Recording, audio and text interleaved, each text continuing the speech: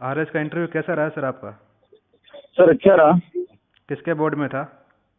जी sir, मैं RD Saini के sir के बोर्ड में था। अच्छा। हाँ। इंटरव्यू के दौरान सर जो क्वेश्चन पूछे गए थे वो थोड़ा डिटेल से बता सकते हैं आप मुझे, हाँ ताकि? सर, जरूर। बिल्कुल बताइए सर। सर, फर्स्ट मेंबर थे।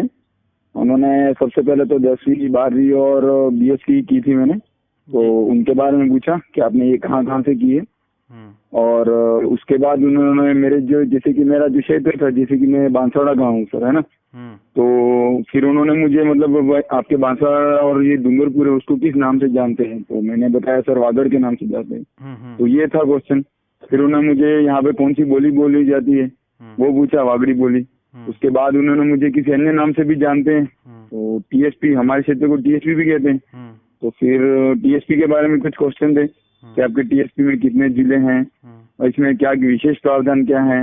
उसके बाद टीएसपी से कोई विशेष फायदा हुआ या नहीं हुआ, ये पूछा। फिर उसके बाद मुझे क्वेश्चन पूछा कि आपके डूंगरपुर के कोई ऐतिहासिक, मतलब ऐसे विश्व स्तर पे कोई ख्याति प्राप्त व्यक्ति है क्या, ये पूछा क्वेश्चन उन्होंने। डॉक्टर नगेंद्र सिंह थे, तो उनके बारे में पूछा था उन्होंने। फिर उसके बाद उन्होंने लक्ष्मण सिंह के बारे में पूछा, डूंगरपुर के। ये लगभग पहले मेंबर ने पूछा। दूसरे जो मेंबर थे उन्होंने करंट अफेयर के कुछ मुद्दे पूछे मेरे से, जैसे कि करंट डोकलाम विवाद है, तो डोकलाम विवाद के बारे में पूछा कि डोकलाम विवाद क्या है। उसके बाद युद्ध की संभावना क्या हो रही है, युद्ध हो सकता है नहीं हो सकता, ये पूछा उन्होंने। और उसके बाद भारत के हित इसमें क्या है वो पूछा उन्होंने।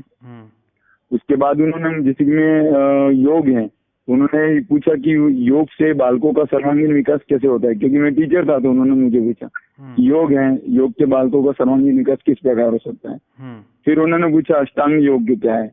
फिर उन्होंने पूछा कि मुझे अभी जो पाठ्य पुस्तक का पुनर्लेखन हुआ है तो उसमें कोई विवाद चल रहा है या नहीं चल रहा है, उन्होंने पूछा। महाराणा प्रताप वाला विवाद चल रहा था तो उन्होंने वो पूछा।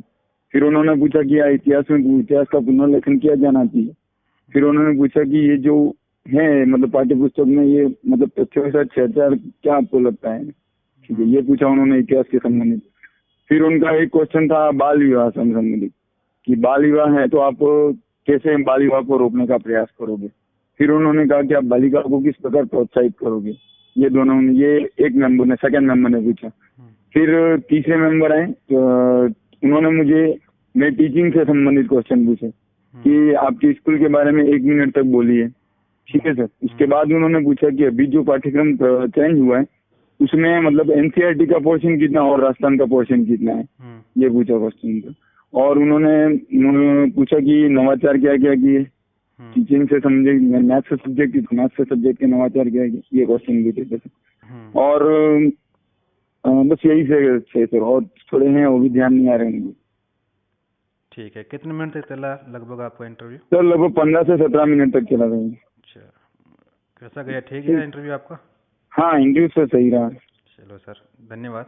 Best of luck. Okay sir, thank you sir.